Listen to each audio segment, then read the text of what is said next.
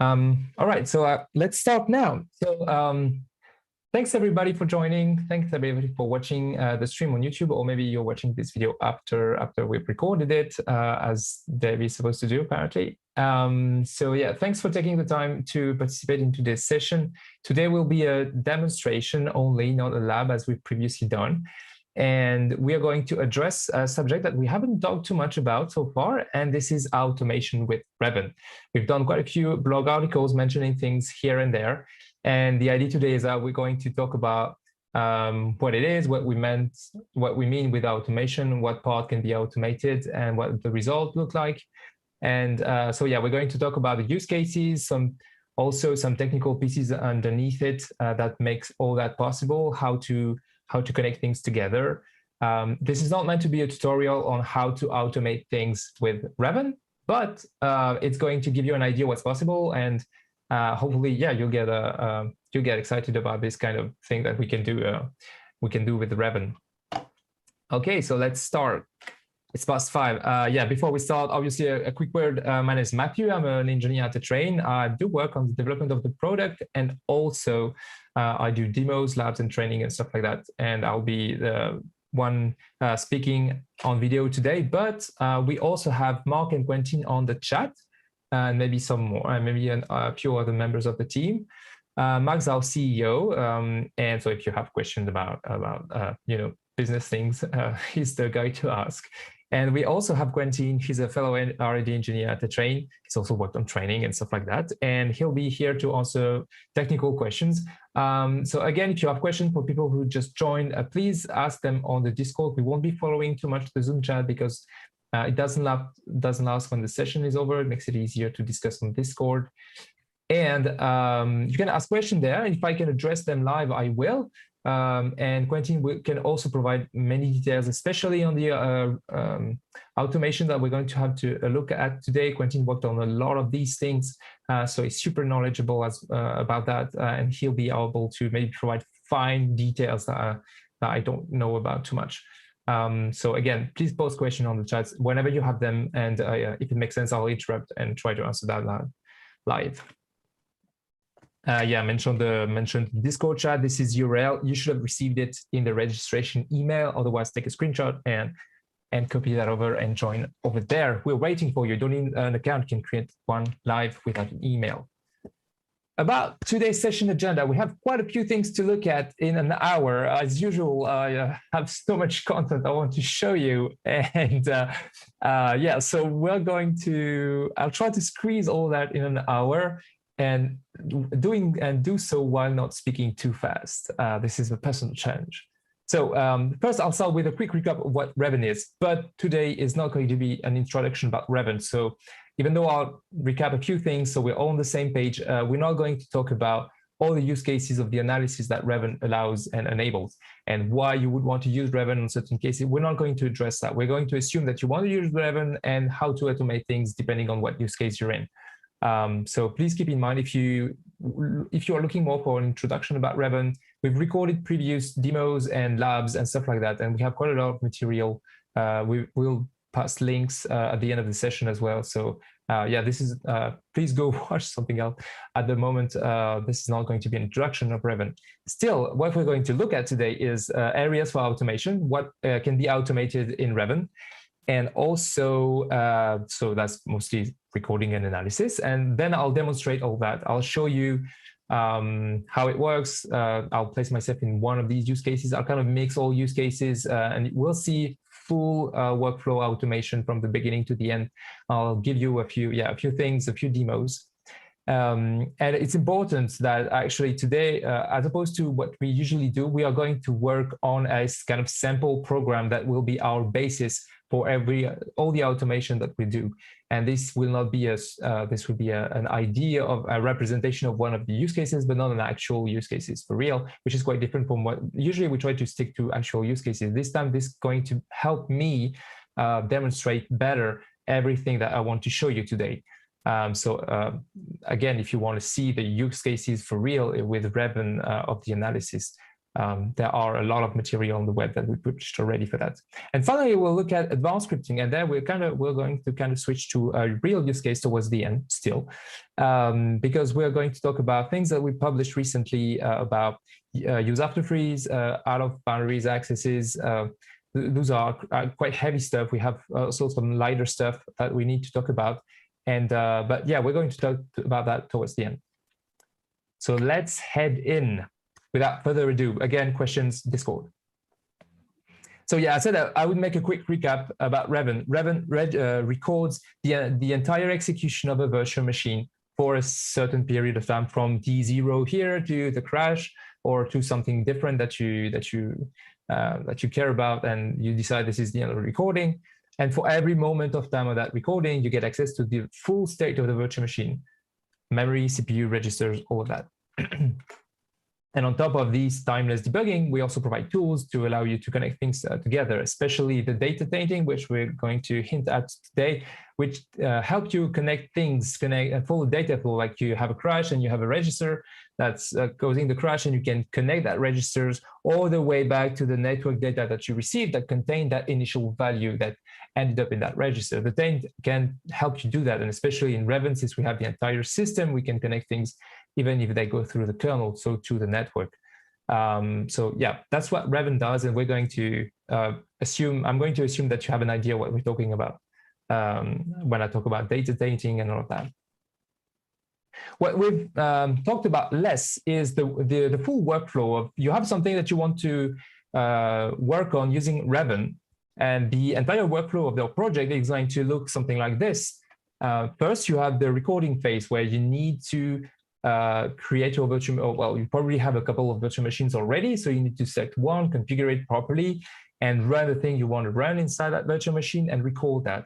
So that's the recording phase. Obviously, you need that before you get access to your trace. Then we have something that we call the replay phase, or the generation phase, during which we'll churn through your recording and produce a lot of data, indexes and stuff like that, which make the analysis possible, like all the indexes that we require for the tainting, for the memory history, for displaying strings, displaying the trace. All of that data is going to be generated there. And then finally, you have the analysis phase here on the right, either interactive analysis through the GUI or automated analysis, and we're going to talk about that. And yes, of course, you can connect with external tools, and I think we've talked a little bit about that in the past as well. So there are mainly two areas for automation. The first one is kind of obvious. This is the analysis phase, and it's already present there. You can automate things here. We provide a Python API, which allow you to access all the data that there is. And just like you would through the GUI, but through the Python API, it helps you automate things, extract data, or produce complex heuristics for detecting things that you want to detect there. So basically, again, you have a Python API which helps you automate things from there.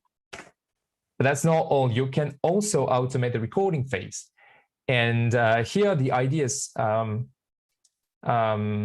is that you might want to actually automate your recording phase because you want to integrate that into a different tool chain. Like, obviously, if you have a fuzzer and you have lots of crashes generated by that fuzzer, and you want ultimately to triage your crashes, or you just want to produce a trace that the analyst can look at directly with the bug, with the crash that the fuzzer detected, that the fuzzer found.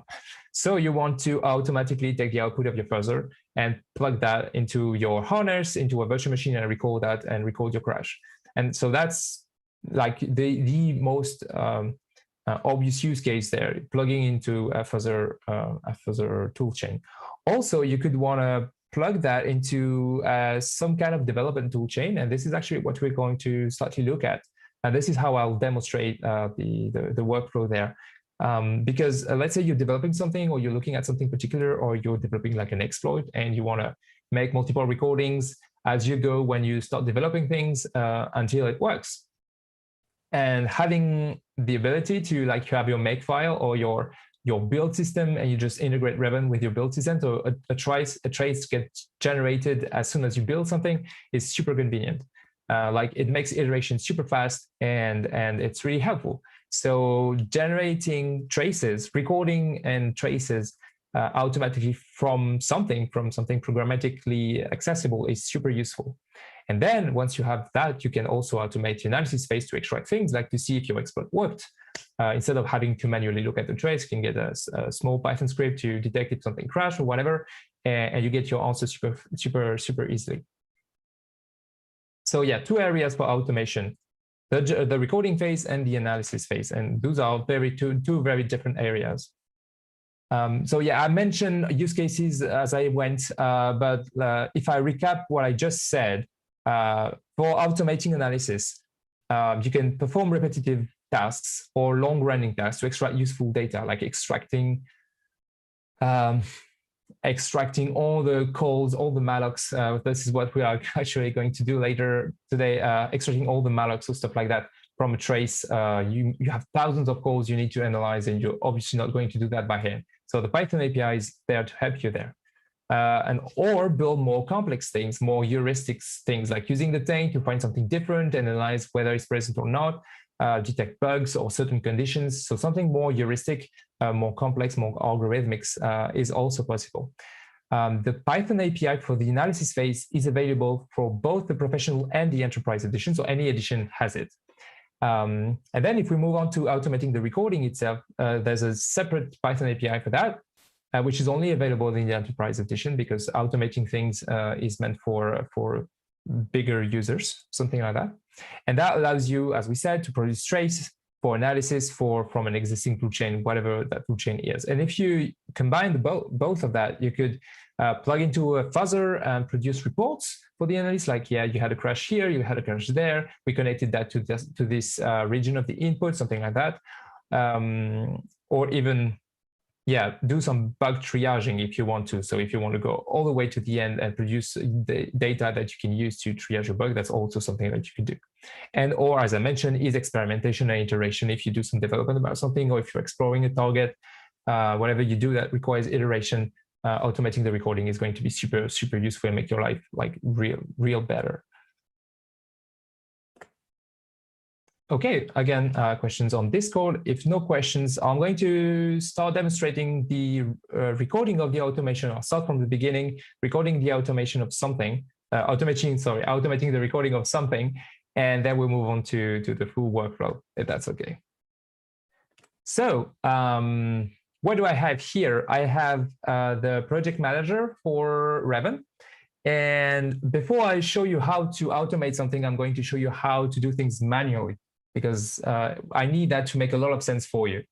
So I'll just create a quick scenario there. There we go, on a virtual machine snapshot. Do I have the file? Yeah, I do have a file here. So this is the file we're going to work on. I have the source somewhere else. I'll show you, but for now it doesn't matter too much that what this binary does. It just prints something on the standard output. I just want you to assume that this is what I want to record, and we'll start working on that. Okay. So let me start my virtual machine there. So that's my VM there ready for me. And I insert the CD-ROM so that the file I'm interested in, just selected in the previous screen, is present on the virtual machine there. Okay, so that's my binary. It's on my machine, I can record it. Okay, so it's not recorded yet. How do I do a recording? I'll use first the manual recording. I press start, and as soon as I click on that button, everything that happens on the virtual machine is recorded. And that button would transform into a stop, and then I click stop, and the recording will stop, and then I'll have a trace I can use. Okay, so let's get ready to execute the binary again. Sorry. Okay, so I'm ready to execute the binary. I click stop record, head over there, press enter, my binary executes, and I stop record. Okay, so that's the manual way to do a recording. That's hardly automatable because I kind of use my eyes to know when I need to stop the recording. And so that's not good. That's good for experimentation. That's good for making simple recording. That's a very important thing to have. But when we're talking about automation, that's not enough. So we do have features. REVEN does provide features that allow you to do more complex things. And those features are also available through the GUI. And in that case, it's not really automated. I would call that assisted recording, because it helps you make really tight recording, very precise recording of what you want to do.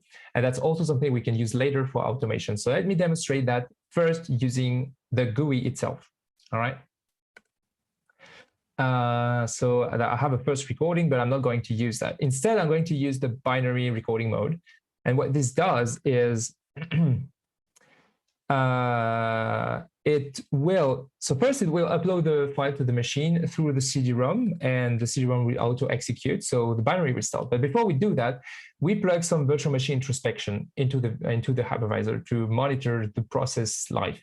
And when we detect that there's a process that starts, and that's called UAF demo, we'll start the recording. And when that process stops, we'll stop the recording. And that means we'll have still the recording for the entire virtual machine, but that starts exactly as the process starts and stops exactly as the process stops.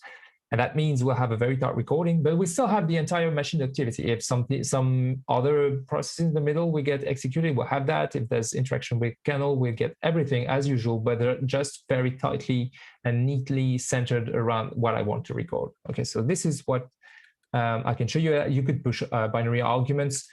For the binary, we don't need any there. You can also do some more complex stuff, like have something that you start, but you're actually looking for the execution of a binary that gets executed later. You can combine many different options there to make for very complex use cases. We actually published a blog article recently about recording non-deterministic crashes and things like that, where we go over all these features that we provide that help either with assisted recording or with automation. So yeah, I'm not going to dive too much into the details here. Just know that there are many options that allow you to record OS crashes easily and stuff like that. So we do quite a lot. Now what we see there is that we did start the record a few times because we have heuristics to get as close as possible. And so we did start the record, we did stop the record, and we had a recording. So now that I have that, I can commit that, shut down the virtual machine, and press next and replay the trace and have access to the trace. And you see it just takes a couple of seconds. So you've seen that we can record binaries, okay? And we are going to actually use that, that feature when controlling the project manager programmatically, because this is going to make it actually possible to just do a recording. Yeah, we won't have the symbols because I just generated a couple of features there, but just so you see, yeah, we do have our trace there. Okay. Blah, blah, stop everything. We don't need that anymore. Okay, if I come back to the slide for a second, what we just saw, let me put drawings on what we just saw because I think it's important. The first thing I do in the manual recording, this is what we had. We had the hypervisor there with the VM running inside kernel and programs, and we had something that I just called a recorder, which is able to produce a recording from there. And we did control the project manager, which controls the recorder through that start record button.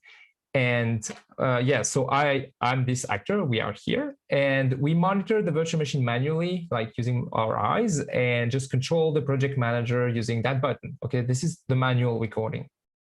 Then what I added was some virtual machine introspection that can control the kernel, observe the kernel and the programs. And what this does is it reports things to the project manager, which then has some automatic recording logic to control the recorder. So when the VMI module says, hey, process UAF demo started, project manager knows that it's the right moment to start the recording. So he starts the recording and then resumes the VM. And when the program stops, the same process happens. So I have much less to control. I just can input the binary and everything works automatically there. So that's super important. We also have ways to let programs notify the project manager that they want themselves to stop or start the recording, because sometimes the conditions are much easier to recognize from within the programs. Like if you want to restart something non-deterministically or whatever. So the VMI also can, so the programs can also signal the VMI and into that chain manually, I would say. Again, we have a blog article for that that's just going into many more details. So that's what we have right there. That's what we saw.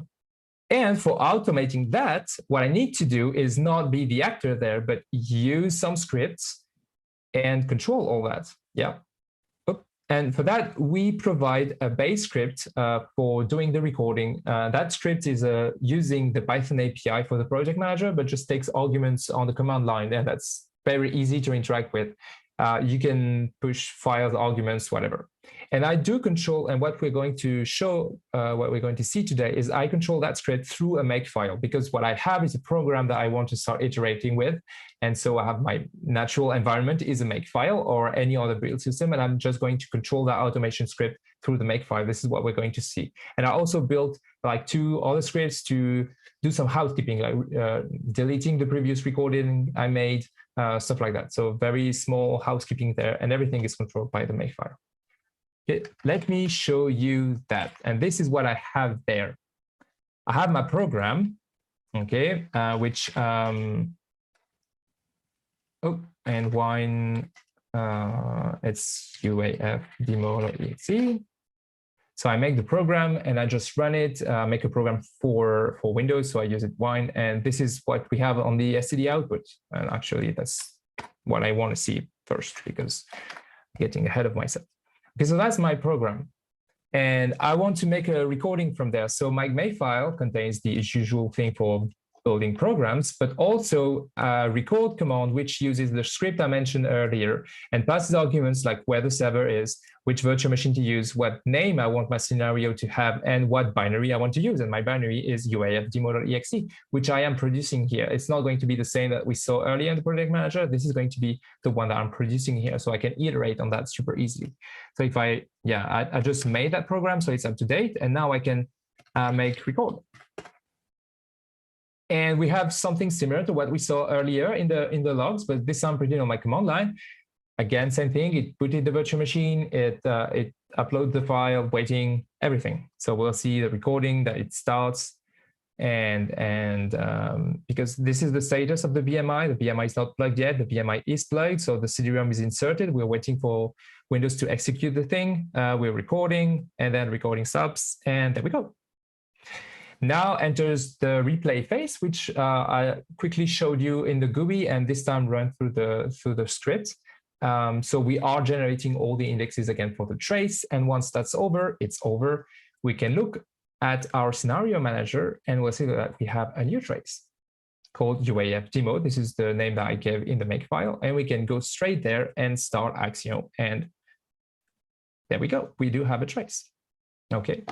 And using that, we can see that the main does a couple of things: new A, print A, free, new B, print B. This is what we had in our program, like new A, print A, free, new B, print B, free.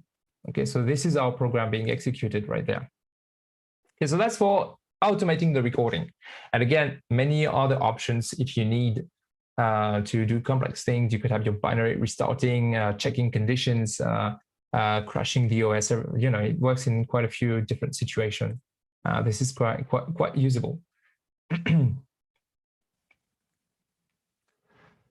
Yeah, and now that we have our trace, it is time for us to switch over to the analysis phase, to automating the analysis. Okay. And we can do that using the analysis API. It's available as a separate download, so you can install it on your Windows machine if you want, and hack away at the Python API. But we also provide, by default, close that, we also provide a Jupyter environment. Jupyter is a REPL environment for many languages, but mainly Python. And you can create new notebooks. And actually, let me upload, yeah, that one. A quick thing that I made to show you the idea. So yeah, a notebook is separated in cells, which all share the same Python environment. So if you run first the imports and then use the imports, it's going to work. But if you do it the other way around, it won't. Because what matters is just the code that you execute, and cells are just code that you execute. And honestly, this environment is a super cool environment to experiment and hack away and start automating things that you want to do, that you start doing a couple of things in your GUI. Like for instance, let's say I'm interested in looking for all the calls to malloc there, and I want to see all the arguments for that, and there are 6 results because it's a very simple program, but I could have thousands there, and I don't want to do that manually. I don't want to parse them all manually, so I can super quickly switch over to Jupyter, and start hacking away and doing, doing some automation there. It's kind of our Python console, really. So what does this do? This does a few imports, which I usually find pretty usable. I need to connect their UAF demo. Yep. I need to connect to that project, and I'm already using the project manager API, again, enterprise version there. And now what I'm going to do is look for symbols for malloc for free. Similarly to what I just did, I look for both symbols at the same time. And if it's a malloc, I'll try getting the arguments and printing them. And if it's a free, I'll try printing the arguments as well. So for the free, the pointer I'm freeing is in RCX, and for allocation, I'm printing the size, which is in RCX, and the returned buffer by the allocation. So I'll go to the end of the call malloc using find inverse, and there read RAX, which is the return value. Okay, so super direct thing there. And using that, what I have is the list of allocations in my trace using malloc anyway. So I see the CRT startup does a few allocation.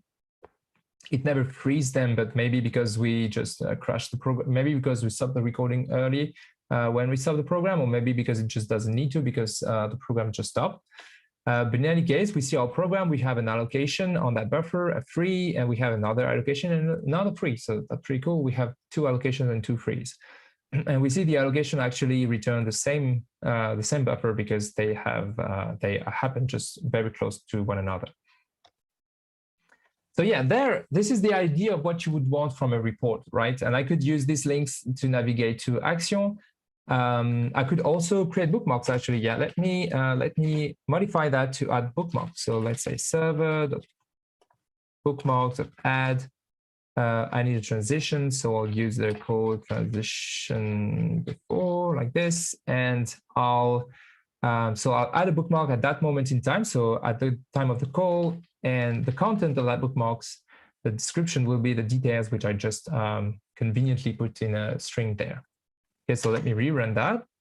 And this time, if I head over there, I have a list of bookmarks there that I can use to navigate. So I could either use the report here, which prints information, or use the list of bookmarks and navigate there and see that I have an allocation there in UA and have a free later on in the main, and same thing, allocation in UB and free in my main here. So yeah, these things, using that, you can start getting things, and as you start working with it, you'll end up with things you want to keep and reports that you want to keep that are ubiquitous to what you do and that you want to run all the time. And that's the case here. Let's assume I want that, and I want to run that automatically on the UAF binary that I had before.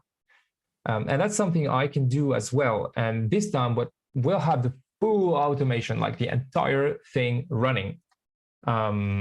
Because if we look at the files there, so I have demo report, which is the same demo notebook that we had, but parameterized. So I just added a tag somewhere.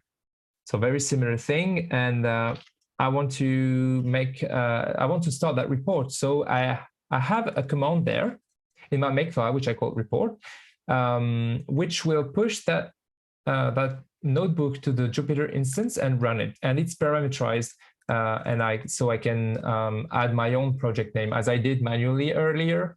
What we did is we are using Papermill and using the tag of a cell to say, yeah, this is where I want you to add the parameters. So I can do make report.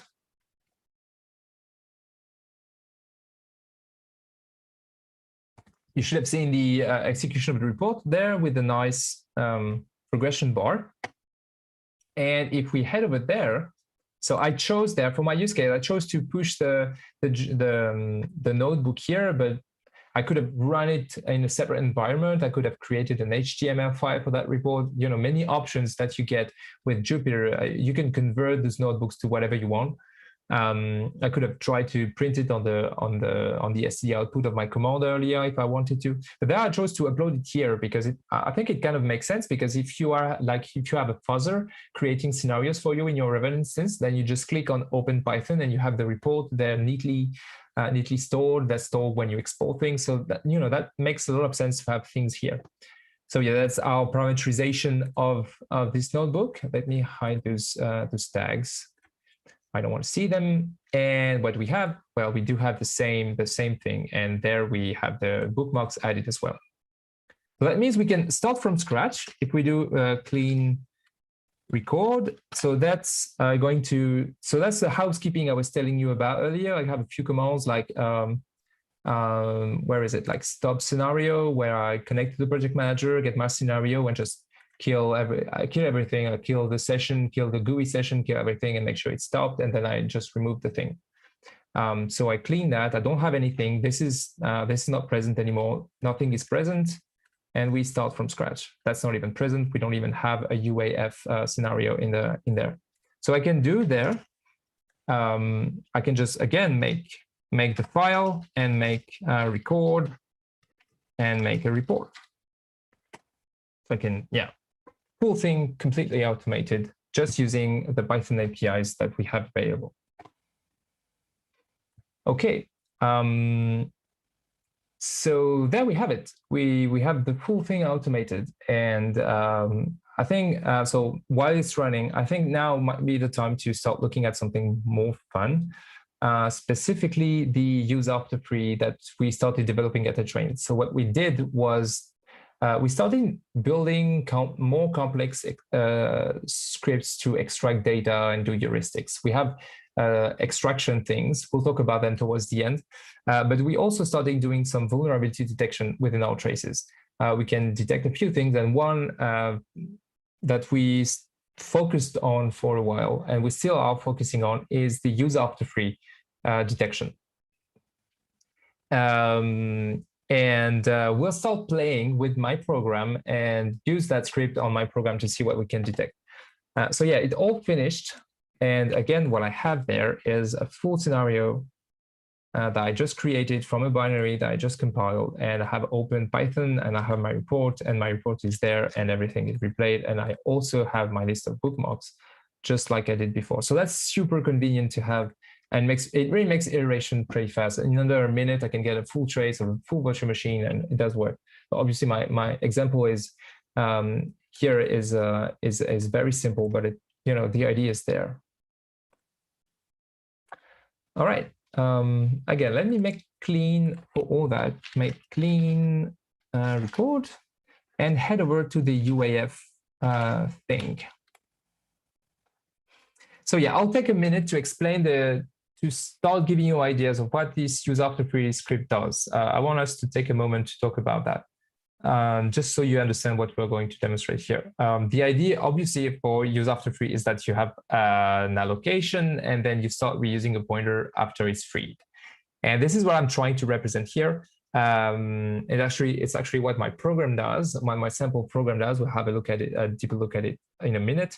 But you have an allocation with some pointer dereferencings in the middle there that are within the allocated region, so no issue there. Then you free that, and then you start allocating something different on a completely different type. But it does happen to be on the same region as A. And then you do have dereferencings there on this same memory region, so everything looks fine. Okay, we don't have a crash. Use after free can trigger crash, especially that if after this free within this region you start accessing memory, most likely it's it might not be available anymore, so it might trigger a crash. It might not. But the worst condition, and usually the exploitable condition, is if you can start manipulating some data, like the B object, through dangling pointers of the previous allocation. Okay, and so what we did for that, we actually used the taint to try and track what the pointers were coming from, which allocation they were coming from. Like this is coming from this allocation, this is related to the return value of the allocation. So we know that this is coming from this allocation. So if there's a pointer there that's after the free, that's reused after the free, we know this is a use after free, no matter whether or not it's within another allocated region. And so it looks like that. What the data we reconstruct with the script is, by using the taint on the allocation, we start creating the dependencies this pointer is a derivation of that pointer, which is itself a derivation from the initial pointer. Maybe I did a +1 and a +1, and here I did a +2 and a +2, but it's still within the allocated region, so that's fine. And it's coming from my allocation. And then you free that, you have B, and you have all these pointer accesses, which are proper because within an allocated region, but then you realize that this one is coming from the allocation of A. So this is not even type analysis, but it's just state analysis. You realize that this is just an actual use after free, because there's no way this code knows that alloc B just happened to be there and at the same place. So this is indeed a use after free. And this is how our script will detect in our trace actual use after free happening. It's not detecting potential things like you would with static tools. It's detecting actual things that are happening in our trace. All right, so let's run that. Yeah, let's run that on our sample program. So again, I had a new target there, report UAF, where I used the notebook, which I downloaded from GitHub. We have the link at the end of the session as well. So we have a GitHub Tetrane resources, something like that. And so I downloaded that, parameterized it, and make it here available for me. So I can use it like the report UAF. No, because I don't have a recording yet. So obviously here it's not going to detect use after free, okay? Because let's have a look at that program real quick. I have two data structures, A and B. A contains an int and B contains a pointer to a string, okay? New A just does a malloc and fills the data, and new B does a malloc as well and fills the data with the arguments. Okay, then print A just takes an A and prints the data, and print B takes the B and prints the string and the pointer to that string, the value of the pointer to the string. Okay, and so what we do there, again, make and blah, blah, blah. So what we have an A, print also prints the pointer to the object itself, because it makes it easy to see that these two objects are located on the same region. So I have 42 and I have you see here a string called new object, and yeah, that's the address of the pointer. And what happens if I happen to do that, yeah, not the same focus. So what happens if I do that? Obviously, since the allocation returns the same pointer, it's going to work. It's not going to crash. Object one has not been set to 0 to null pointer, so it's still it's still usable pointer somehow. And we still happen to have some data that is there, and the data is not an int this time. It's the pointer to the string that's stored in the same region. That happens to be in the same region. So that what we see that the pointer is actually what print A thinks it's its data. So this is a use after free, but there's no crash. We could generate a crash though if we did something like that, like we did a third allocation, like object 3, object 3, object 3, and then we used object 2 instead. If we do that, this time print B will start reading the 42 value as a pointer to a string, and obviously 42 is not mapped, so we do have a crash as we see here. So that's a case of an use after free generating a crash. And if you had that and you generate trace from it, since you have a crash, it's very easy to detect where there's a problem, and we've done that in previous videos.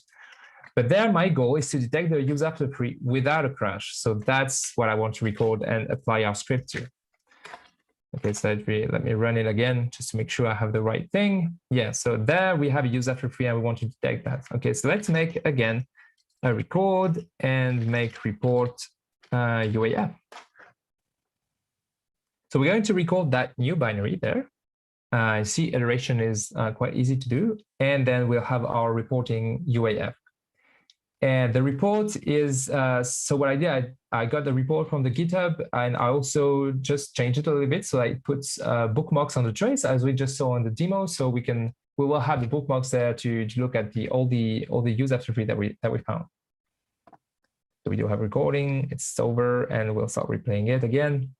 Phase 2, and then we have our trace. There we go. So I need to go back because I don't know the ID of the project. Let's go over here. We can monitor also the replay from there if we want to.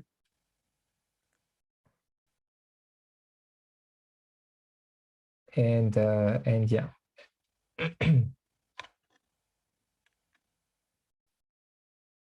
Should have prepped some elevator music. And I don't have an instrument around, sorry about that. Okay, there we go. It's interesting because the binary is not that different. And the replay time is slightly slower this time. And that's because sometimes the OS takes over and starts scheduling another process, and you have no control over that. So that's interesting. You see, it took a little minute here, while it took like 30 seconds the time before, even though the binary is strictly similar. But yeah, details. So let's look at what we have there. Okay, so we do have our UAF script, and yeah, I'll look at it real quick afterwards. But let's go straight to the meat of it, and we do have a use after free, and it's there. And as I mentioned in the trace, I post the bookmarks, so we'll see the use after free in the bookmarks. There it is. And when do we have a use after free? Well, it's no surprise. It's inside print A after the new B. So we have new A, print A free, new B, print B, print A. And that's exactly where we start dereferencing our pointer. Okay, we have that, which is the pointer to the string there. If we open it, we should see that there's a string available here. And there we go. We have new object there. There we go. We have new object. But we copy that over, and we are about to print it, that value. And this is a use after free. We dereferenced that RAX, and we detected that our RAX actually did not come from the new B, but actually came from the new A. And since we've freed it, there's a use after free. Make sense? So yeah, that's pretty cool to use. Okay, I do have some time, so let me spend a minute on what the script does, just to show you. So it does something similar to what we did earlier. It looks for all the allocations, for instance. Let me find, yeah, so, you know, it looks for mallocs and frees, but it does so in a very comprehensive way. It handles calloc and realloc and stuff like that. I can also work with pool allocation in the kernel.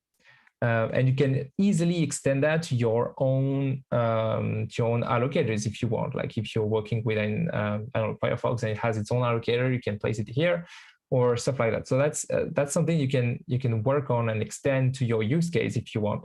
And then the algorithm, so we track everything there. We print actually every event we find, and then we start the taint and propagate the taint forward, and then look at axes of these tainted objects. And at some point we detect something, and that's what we see here. If I move over to not running that on a simple use case, but on an actual trace, what I have there is, so BKSOD is a trace of the vulnerability that came out a few years ago in the RDP, that remote desktop on Windows, so the tmdd.sys driver. That vulnerability was actually use after free triggered thanks to use after free, because there was a table referencing two objects, and you know, you delete one object, so you delete the pointer, and then you have these other dangling pointers, and then you can start doing stuff with it. And our script does correctly detect that use after free. We've actually run that on a few cases that we have internally, where we have known use after freeze to exerce the script to make, you know, to run the script and see the limit, and you know, see how it turned out, how it worked.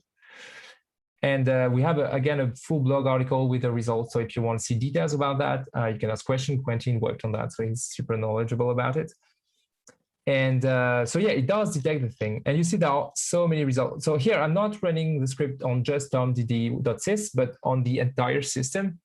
And we've discovered a couple of patterns which generated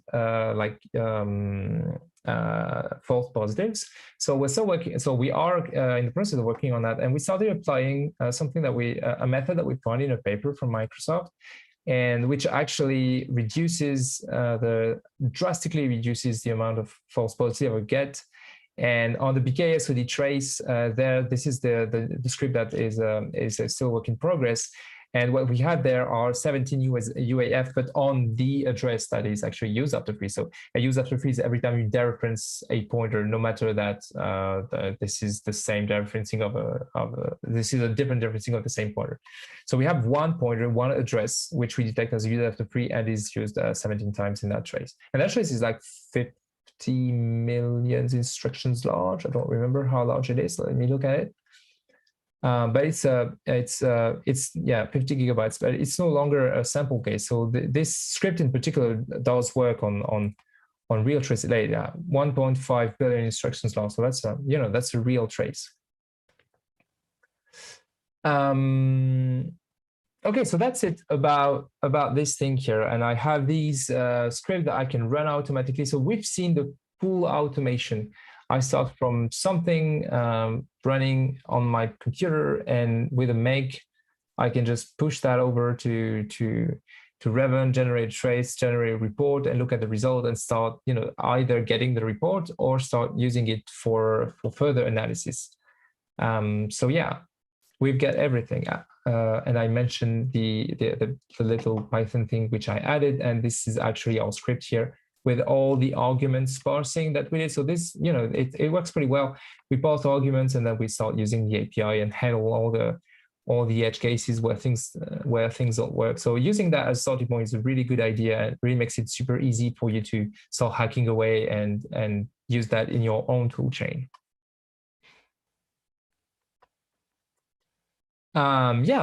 So I mentioned we started working on quite a couple of things in the past month. We had started with data extraction. This is the first area with where making scripts in the analysis phase makes a lot of sense. We produced, the first thing I think we produced was the PCAP network data. This is actually a way for you to extract the network activity that happened during the trace and output that as PCAP file. And this is really data extraction, because what we do is just look at the kernel, what it does with network data, and there's a couple of places where it's super convenient to dump the data and push that to a PCAP file. So this is really data extraction, and it's really important because it gives you you could record that while recording the trace, plug a Wireshark onto your virtual machine. But generating after the fact gives you both the buffer address and the exact moment in the trace where that buffer exists. And that allows you to start your taints. So you could have a packet and taint it forward and see everything everything that depends on that data, if this is received data. And this is some data that you sent, like with a malware or something like that, you could get the data and taint it back and see how it got generated. And it's going to traverse and get through the kernel to your process. So this works super well. And this is super interesting to have that and generate that after the fact. And then we started doing other things. Like we have something that mimics the ltrace command on Linux, which is library trace, I guess.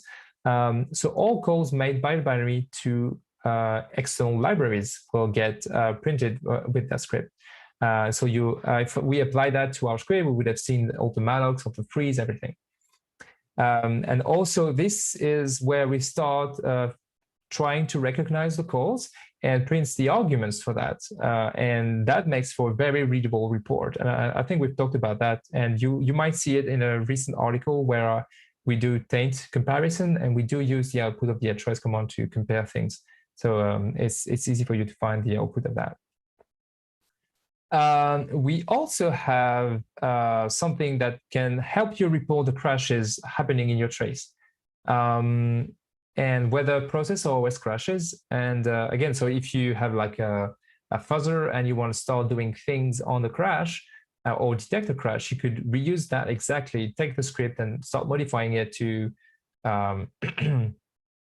maybe do some further analysis on the crash or whatever. Sorry. So yeah, super convenient to have. And then we also have something about file activity.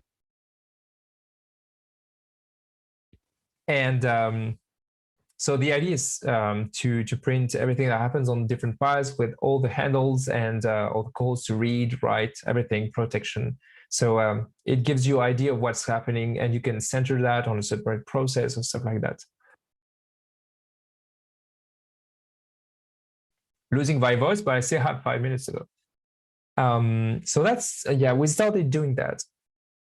We also had customers recently talking to us about generating a report from the analysis. So not as a starting point to the analysis, but rather at the end of the analysis. Like they had, in particular, they had bookmarks, which they wanted to use and produce reports for other people, other teams, or higher ups, which don't have access to the trace or don't have access to their REVEN instance and can't just look at the trace or look at the notebook. And so they wanted to generate reports from that. So we started building that, and we have something that gets you your bookmarks and just prints them out as a file. And from there, you can start hacking away and making it your own if you want to, or just use it as is. And also, you can use these breakpoints to generate. You can use those bookmarks to generate breakpoints for WinDebug. Like you have analyzed something, you started analyzing a target, and you've placed all these interesting. You've found all these interesting locations, and then you want to start iterating, but using a debugger. And obviously, you can just export that and just put all your breakpoints, and you will see everything that you want to see in this new live target that you can start modifying as you go. So these two requests made a lot of sense to us. So we actually published the scripts that we started building. So this is, really reports after the analysis. And I think this is a very interesting point of view. And finally, what we've talked about. So the vulnerability detection. I've talked about use after freeze, and for us it was a ubiquitous thing to do because this is like the biggest source of bugs today. But we also build things for detecting buffer overflows, which uses actually a very similar approach that we took with UAF. So we start monitoring the pointers that correspond to an allocation, and every time it's dereferenced, we look at the actual address. And if the address is outside of the allocation, we know this is a buffer overflow. Even if that pointer actually ends up in another region, something similar to that, but this time we have an allocation at a different address. And we could think that the access, since it is inside an actually allocated region, is legit. But since it's actually coming from another allocation, we can detect that it's actually completely out of bounds. So yeah, similar approach, but for a different class of bugs, and it actually works pretty well. And we also started working on an uninitialized memory. So again, we have allocation, and you see that you just started reading things without writing them. This is an uninitialized memory. And finally, we haven't published anything yet about that, but we started working on data race detection, data race conditions. Again, by extracting the critical regions and looking at things. So data races happening in your trace can be detected, or at least we're working on something that could detect this kind of class of bugs. And again, this is super interesting because those bugs first might not, generate crashes or stuff like that. And also, even if you detect it, once you detected it, that it's there, you have the trace to look at, and you can start looking at the conditions that makes these things possible. So that's super useful to have that on top of trace, and it could be the start of something, of some really interesting analysis. So yeah, those are the things we have or are working on. So you see very different areas, but all using the same Python API. And really, the UAF is one of the things that we started putting a lot of effort into. Data race as well, we're still working on that. And especially, it's also allows us to go to the limit of our tool and improve our tool. And so this is a lot of dogfooding as well for us. So it's super cool that we are able to give you guys that nowadays. Again, if you have questions, don't hesitate on the chat, because if you're familiar with the kind of thing, you probably have thousands of questions about exactly what the perimeter is and what the algorithm is. It's all available on GitHub. And so if you want to know more, I have a last slide, but let me paste that into the chat because you're probably not going to be able to copy paste from the video. Yeah, I prepped the message there. So as I mentioned, we have lots of blog articles which cover a lot of things that I talked about briefly today. We can talk about technical recording, assisted or automated recording. You can record non-deterministic crashes, even in a driver. So yeah, look at that and you have all the details, including the schematics that I showed you earlier. We made a blog article about early results that we got with the UAF script that talk about the blue keep vulnerability, which I showed you the trace for earlier. You see the results, the time it took to run the thing, why this approach. So yeah, it's super interesting. If you're interested in that, it should give you a pretty good idea of what we're trying to achieve there. Same thing with data buffer overflows. And finally, on the GitHub is where you can find all these scripts. So the REVEN resources repository is where we do push a lot of things that we publish. And for these scripts, these notebooks in particular, they are available in the vulnerability detection subfolder. And finally, we have, I mentioned we've recorded previous videos. So if you're kind of new to REVEN, I would advise you to start looking at, the previous demos that we've done where we talk about all the use cases for REVEN itself. And also on that page, you can try REVEN. So we have, those are not demos, but try-ons, I guess, where you can start your own REVEN instance and start working. And you also, so you have access to the analysis phase. So those are pre-recorded trace for many different subjects, including the blue keep trace, I think, that we talked about. And you also have access to the Python environment. So you can, experiment with the API if you're interested, at least for the analysis phase. And that's it for today. Whoa, it's 6:00 on my clock. So that's it for today's session. And again, we've seen a few use cases where automating things makes sense, either in the analysis phase or in the recording phase.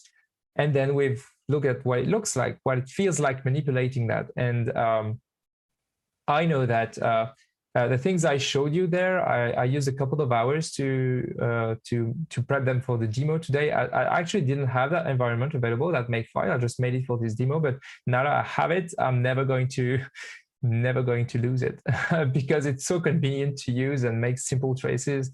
Or you're iterating on something. I started iterating on my binary, and that works super well. So it works on the outside of a fuzzer. That's the use case we've mentioned a lot, but also very well when you're developing things and when you're discovering things. This is really, really pleasant to use. So yeah, I encourage you to experiment with that if you already have REVEN. Otherwise, keep in touch. And I see no questions on the chat, so I guess we can stop the session now. Thank you so much for being there today. There's a message. Yeah, okay. Thank you so much for being there today and for following this session. I hope you found that interesting. And, we'll keep in touch and keep following our Twitter if you want information about the next events that we're going to do, next labs or next demo. We have a few things in mind. So yeah, keep looking for that there. And in the meantime, have a good weekend and enjoy, if you're in France, enjoy or in Europe, enjoy the heat wave. Bye-bye, everyone.